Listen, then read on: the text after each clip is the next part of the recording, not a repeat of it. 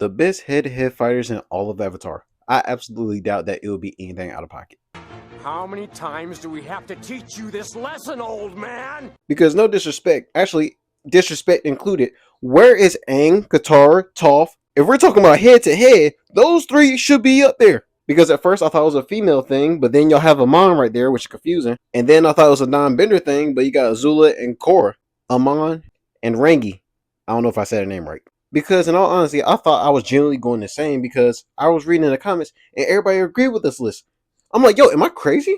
Because in all honesty, we've seen Katara smack both of these two multiple times. And in regards to Aang, he solos everyone on this list. I don't care what y'all got to say.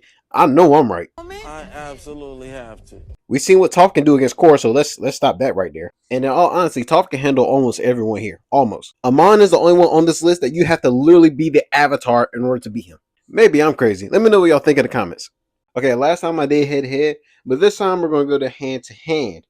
Basically hand-to-hand fighters. Alright, okay, let's redo some things. Okay, Azula, number 1. That makes sense, hand-to-hand. Suki, she should be number 2, because she beat Ty Lee multiple times, which is why she became Zuko's royal guard.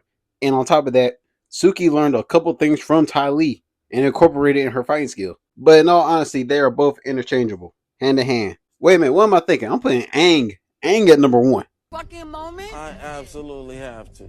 Y'all may not like it, but it's absolutely true. Aang is literally the Floyd Mayweather of the Avatar universe. He's literally untouchable. His defense is on 99, maybe 100. So my list would be Aang, Azula, Suki, Ty Lee. I ain't gonna lie, it took me a minute to figure out who would be 5, but number 5 would definitely be Iroh. His hand-to-hand experience and capability is next level and is very slept on, especially when he broke out the prison during the Day of Black Sun. 6, maybe Kuvira or Zuko, I'm not sure yet. Naming the top 5 characters in Avatar that use weapons. And sadly, I can't put Aang on this list is because, I'm biased. Otherwise, he would be number 1 with his bow staff. But if we're excluding Aang, we're going to have to put Piandao at number 1. In my opinion, I think his skills as a swordsman get so underrated and don't get talked about enough. Because he is so skillful, it don't even make sense.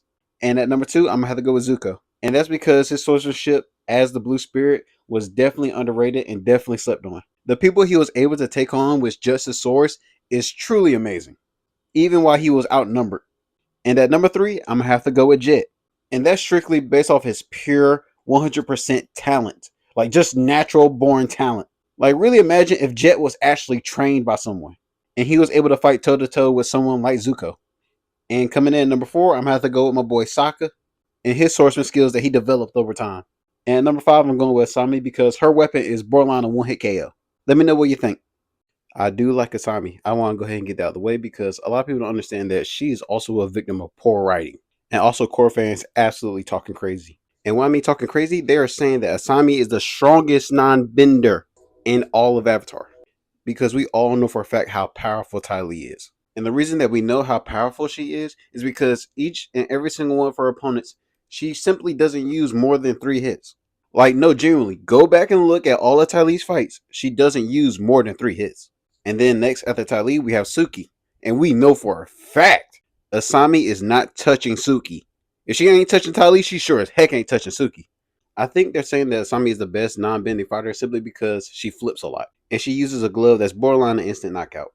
Because if anything, she's more comparable to Sokka, who was trained by a professional swordsman. They're probably thinking about when Sokka first trained and he was clumsy all over the place instead of this type of Sokka. Hello, Zuko here.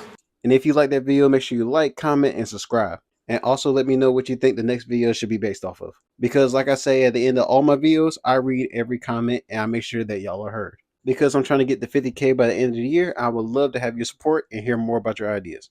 I hope you're able to apply these words in your everyday life. And Lily, thanks for watching. Oh, and a reminder, drink water. Perfection and power are overrated. I think you are very wise to choose happiness and love